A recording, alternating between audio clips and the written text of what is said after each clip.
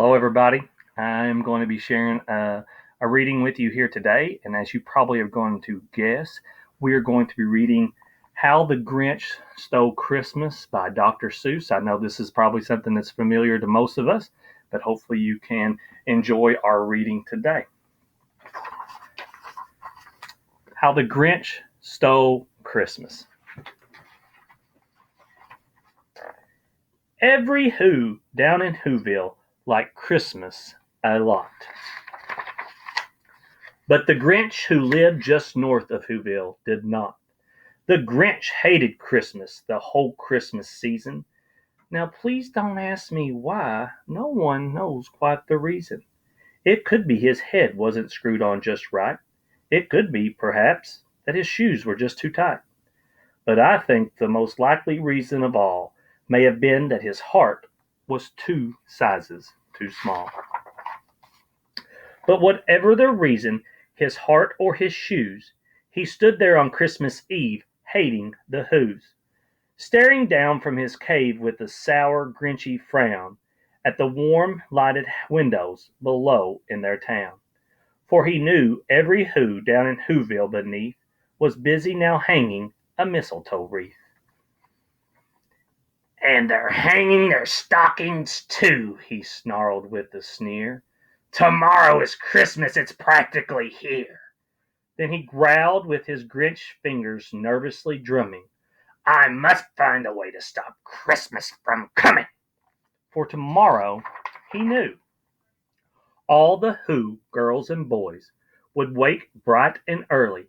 They'd rush for their toys. And then, oh, the noise. Oh, the noise, noise, noise. That's one thing he hated. The noise, noise, noise, noise. Then the Whos, young and old, would sit down to a feast, and they'd feast, and they'd feast, and they'd feast, and feast, feast, feast.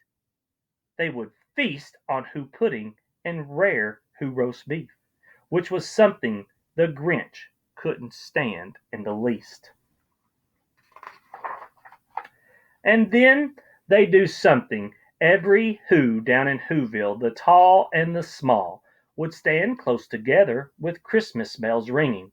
They'd stand hand in hand, and the Whos would start singing. They'd sing, and they'd sing, and they'd sing, sing, sing, sing. And the more the Grinch thought of this Who Christmas sing, the more the Grinch thought, "I must stop this whole thing. Why, for 53 years I've put up with it now. I must stop Christmas from coming." But how? Then he got an idea, an awful idea. The Grinch got a wonderful, awful idea. "I know just what to do," the Grinch laughed in his throat. And he made a quick Santa Claus hat and coat, and he chuckled and chuckled with a great Grinchy trick. "With this coat and this hat, I look just like Saint Nick. All I need is a reindeer." The Grinch looked around, but since reindeer are scarce, there was none to be found. Did that stop the old Grinch? No. The Grinch simply said, "If I can't find a reindeer, I'll make one instead." So he called his dog Max. Then he took some red thread and he tied a big horn on top of his head. Then he loaded some bags and some old empty sacks on a ramshackle sleigh, and he hitched up old Max. Then the Grinch said, "Get it up!"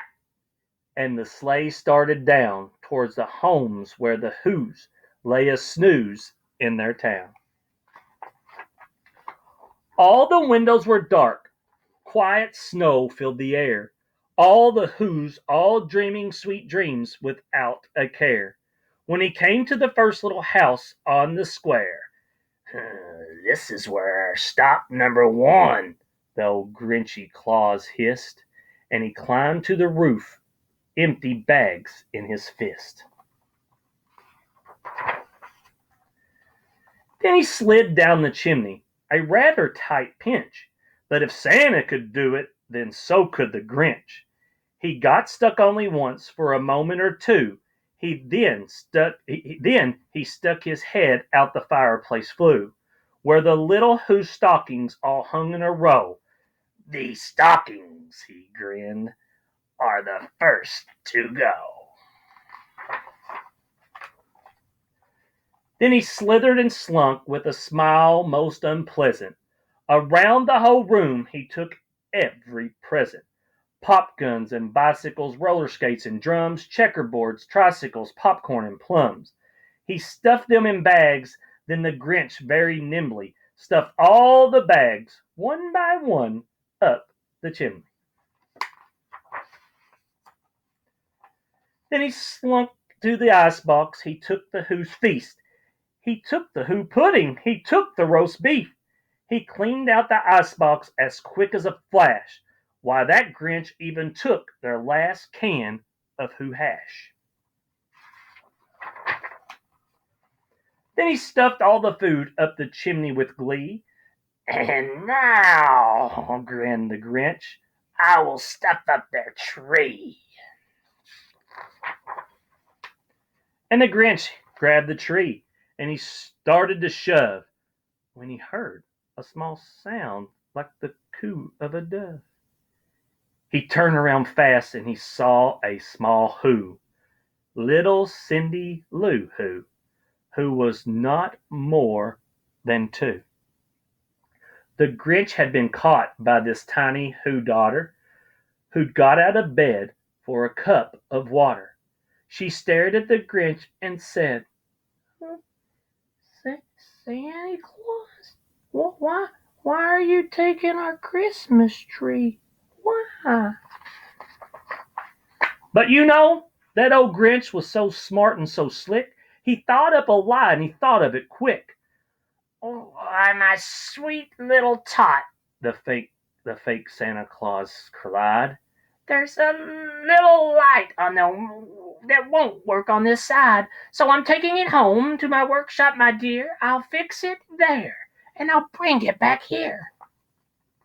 And his fib fooled the child. He then patted her head, and he got her a drink and sent her to bed.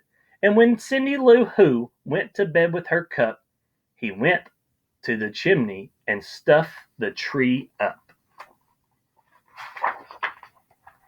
The last thing he took was a log for their fire. Then he went up the chimney himself, the old liar. On their walls he left nothing but hooks and some wire. And one speck of food that he left in the house was a crumb that was even too small for a mouse. Then he did the same thing to the other Who houses, leaving crumbs much too small for the Who's mouses. It was 1:15 all the Who's still in bed, all the Who's still a snooze, when he packed up his sled. Packed it up with their presents, their ribbons, their wrappings, their tags, and the tinsel, the trimmings, and the trappings. 3,000 feet up the side of Mount Crumpet, he rode with his load to Tip-Top to dump it. "Hoo-hoo to the Who's," his Grinchiously laughing hum. "They're finding out now that no Christmas is coming. They'll just be waking up. I know just what they'll do. Their mouths will hang open for a minute or two, and then the Who's down in Whoville will cry, 'Boo-hoo!'"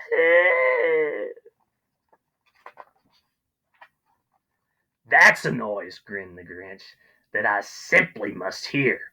So he paused, and the Grinch put his hand to his ear. And he did hear a sound rising over the snow. It started in low, then started to grow.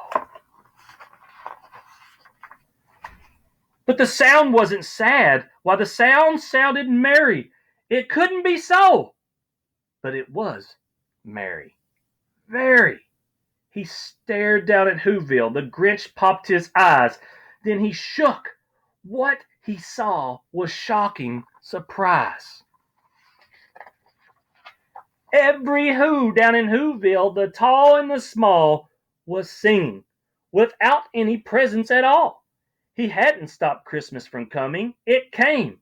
Somehow or other, it came just the same.